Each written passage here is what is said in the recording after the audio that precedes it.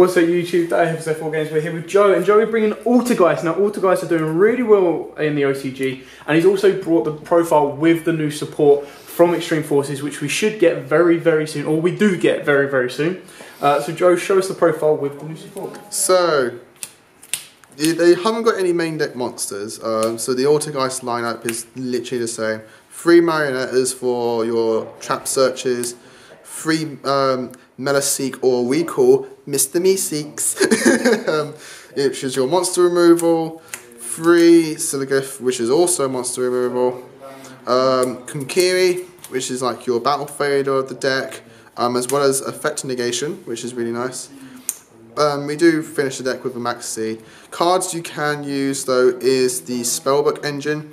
I haven't got it in this deck because I've actually got it in my DDs at the moment, which sounds very weird, but it does work. So I kind of like made this a bit more budget, you could say, by not playing the Spellbook engine. But if you do have it on hand, definitely play it. Because of it, I play 3 Pot of Duality instead. This deck is a very normal summon heavy deck, so Pot of Duality is a really nice addition. I do play 1/1-for-1, which I've seen a few deck profiles don't play, which is very weird, because you kind of want to get into your Meeseeks as soon as possible. And the deck does have resurrection plays, so the monster you discard can easily be brought back. Decks that I like to play are the Magician Hands, left and right. Being able to negate things very easily just by having Spellcaster in play is really nice. It doesn't actually activate, so unless they stop the initial activation, they can't negate this card. So it's really nice. It's a nice little lockdown, you could say, with conduction, with addition to your protocol.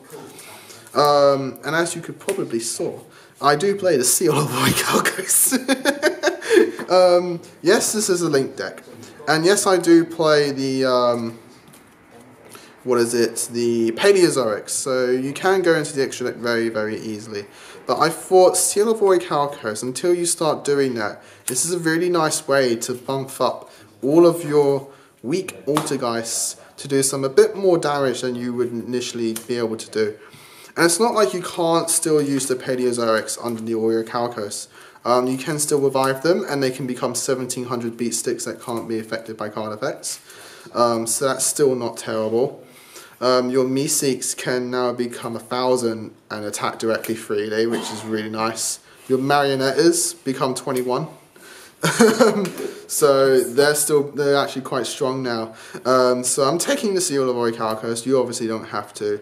You can easily take this out, and it will definitely be a card I'll be siding out every game. But I thought I'd try it out and see how it goes. To round up the spells, I do play Dark Hole and MSTs. These can be like anything that's roughly similar. Cosmic Cyclones, Regeki, so on and so forth. The traps is where most of your deck is. 3 protocols, it's pretty much the reason why you probably play Altergeist other than the artworks, or even if you really like the character who plays them. So, effect negation, and being able to prevent your opponent from negating your Altergeist effects, so it's really nice. The new trap card, which is absolutely amazing, which is Altergeist Materialization. It's a searchable Call of the Haunted. You revive an Altergeist in your graveyard and equip this to this card. And when this card leaves the field, destroy the equipped monster. You can banish this card from the graveyard, then target an Altergeist trap card in your graveyard and add it to your hand. So it's even better than Call of the Haunted. Searchable, revives your monster, and can add back things like your protocol, which is just absolutely ridiculous. You do play 2 Altergeist Camouflage. This can be equipped to an Altergeist and prevent it from being attacked, and it's but it doesn't stop your opponent from attacking it directly. And so if an Altergeist card you control will be destroyed by battle or card effect, you can banish this card from the graveyard, which is the reason why you want to play it, and it's dumpable by one of the Paleozoics in this deck. The last Altergeist card is Personal Spoofing, which is sadly not named an Altergeist card, but it allows you to shuffle any Altergeist card into your deck and search a new one. Your Paleozoics, now I played 3 Dynamiscus, the best Paleozoic in my opinion. Being able to discard a card and banish a card your opponent controls is just really nice. And then I play 3 one-ofs in this deck, which is Paleozoic Canadia, which lets you set them. Yep, set monsters. Paleozoic Marilla, which is the trap dumper. You can probably swap this out for things like Foolish Burial of Goods, I think it is. But I wanted to play this just because it pays another Paleozoic name. And 1 Paleozoic Piker, which is kind of like a bit more consistency with this archetype, being able to just dump any Paleozoic you don't need and draw cards. I do play 2 Mirror Forces to round up the deck, but this can be any Mirror Force or any other traps that you want. So that's the main deck. For the extra deck, you play 2 Altergeist Prime Banshees. You can easily drop this to 1 if you want, but I like to play 2. The new card, which is absolutely amazing, which is Altergeist Hextia. You've got to play 3 of this card. It requires 2 Altergeists. It gains attack equal to the combined original attack of all Altergeists this card points to, pointing down and that. When a spell track card is activated, quick effect, you contribute an Altergeist card this card points to, negate the activation if you destroy that card. And if this card is sent from the field to the graveyard, you can add an Altergeist card from your deck to your hand. Which is absolutely amazing. Starts off at 1500, and at the very most, it can rise up to 36 if it points to Prime Banshee, but on most occasions it will be 31 if it points to a Marionetta. Because we're playing the Paleozoics, you can easily play Mistar Boy, bumping up your Meeseeks from 500 to 1500 if you have both out. Totally awesome. 2 Paleozoic Orchidinias, 2 Paleozoic, this thing, I'm not going to pronounce his name and butcher it, but the extra deck is very free, very open for you.